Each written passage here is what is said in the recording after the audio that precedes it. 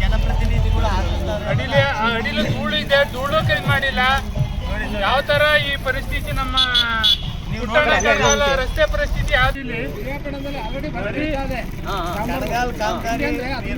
ಎಲ್ಲ ಖಾತೆ ಆಗಿದೆ. ಅಧಿಕಾರಿ ವರ್ಗ ಒಂದ್ ಹೇಳುತ್ತೆ.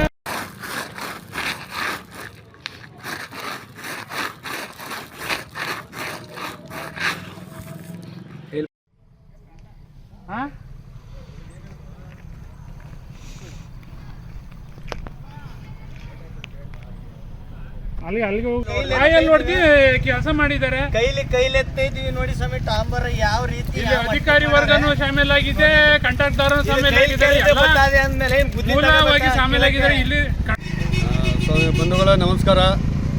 ಇದು ನೋಡಿ ಮೈಸೂರು ಜಿಲ್ಲೆ ಪಿರಿಯಾಪಟ್ಟಣ ತಾಲೂಕು ಆರ್ನಹಳ್ಳಿ ಹೋಬಳಿ ಚಿತ್ರಬ್ರಹ್ಮ ಎಂದ ಇಡೀ ಕರ್ನಾಟಕದಲ್ಲೇ ಒಳ್ಳೆ ಹೆಸರು ಮಾಡಿರ್ತಕ್ಕಂಥ SR ಪುಟ್ಟಣ್ಣ ಕಣಗಾಲ್ ಗ್ರಾಮ ಇದು. ಈ ಗ್ರಾಮದಲ್ಲಿ ಅಧಿಕಾರಿಗಳೆಲ್ಲ ಸೇರಿಕೊಂಡು ಮಾನ್ಯ ಸಚಿವರು ಕೆ ವೆಂಕಟೇಶ್ ಅವರು ನಮ್ಮ ಕ್ಷೇತ್ರದ ಪಿರಿಯಾಪಟ್ಟಣ ತಾಲೂಕಿನ MLA ಅಂದರೆ ಶಾಸಕರು ಹಾಗೂ ಸಚಿವರು ಕೂಡ ಆಗಿದ್ದಾರೆ. ಇವಾಗ ಅವರ ಒಂದು ಕ್ಷೇತ್ರದಲ್ಲಿ ಈ ಕಣಗಾಲ್ ಗ್ರಾಮದಲ್ಲಿ ನೋಡಿ ಈ ಥರ ಡಾಂಬರ್ ಆಗ್ತಾ ಇರೋ ರೋಡ್ಗೆ ಇದು ಒಳ್ಳೆ ಸರ್ಕಲ್. ಇದು ಈ ಗ್ರಾಮಕ್ಕೆ ಮೈನು ಈ ಸರ್ಕಲ್ ಇರೋದು. ಈ ಸರ್ಕಲಲ್ಲಿ ನೋಡಿ ಈ ಥರ ಕಾಲಲ್ಲಿ ಕೆರೆದ್ಬಿಟ್ರೆ ಬಂದ್ಬಿಡ್ತಾ ಇದೆ. ಈ ಥರ ಮಾಡ್ತಾವ್ರೆ.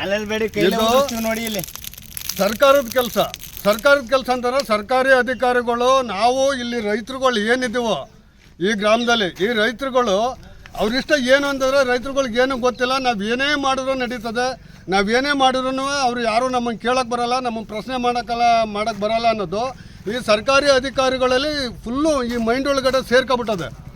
ಬಟ್ ಇವಾಗ ಏನಾಗಿದೆ ಅಂತಂದರೆ ಸರ್ಕಾರಿ ಅಧಿಕಾರಿಗಳಿಗಿಂತ ಹೆಚ್ಚಾಗಿ ಈ ಗ್ರಾಮಸ್ಥರು ಏನಿದ್ದೀವೋ ರೈತರುಗಳು ಎಲ್ಲರ ಮಾಡಿದ್ರು ಇಡೀ ಕರ್ನಾಟಕದಲ್ಲಿ ರೈತರುಗಳು ಭಾರಿ ಎಕ್ಸ್ಪೀರಿಯನ್ಸ್ ಇದ್ದಾರೆ. ಇವಾಗ ಎಲ್ಲರೂ ತಿಳ್ಕೊಬಿಟ್ಟಿದ್ದಾರೆ. ಆಗ ಗ್ರಾಮಕ್ಕೆ ಯಾವುದೇ ಒಂದು ಕಾಮಗಾರಿಗಳು ಬಂದ್ರೂ ಕೂಡ ಇದು ಇದೇ ರೀತಿ ಬರಬೇಕು ಅನ್ನೋದು ಎಲ್ಲರಿಗೂ ಗೊತ್ತಿದೆ.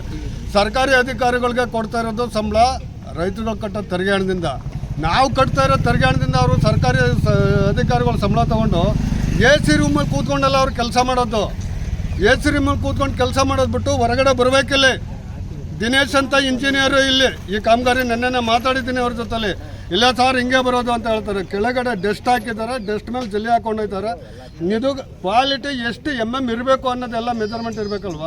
ಒಂದೇ ಜಲ್ಲಿ ಕೂತಿರೋದಿಲ್ಲಿ, ಒಂದೇ ಜಲ್ಲಿ ಎಷ್ಟು ಇರಬೇಕು ರೋಡಲ್ಲಿ. ಇದು highway road, Piriyapatna to Kushalnagar Madikeri ಹೋಗೋ ರೋಡ್. ಇದು ಎಷ್ಟು ಇರಬೇಕು ಅನ್ನೋದು ಇಂಜಿನಿಯರು ಸರ್ಕಾರಿ ಅಧಿಕಾರಿಗಳು ಬಂದು ನಿಲ್ಸ್ಕೊಂಡು ಮಾಡಬೇಕಾದ ಕೆಲಸ. ಸರ್ಕಾರಿ ಅಧಿಕಾರಿಗಳು ಹೋಗ್ಬಿಟ್ಟು AC ರೂಮಲ್ಲಿ ಕೂತ್ಕೊಂಡು ಏನೋ ಬಿಲ್ ಬಂದಾಗ ತಗೊಂಡು ಎಲ್ಲ ಹಂಚ್ಕೊಳ್ಳೋದಲ್ಲ.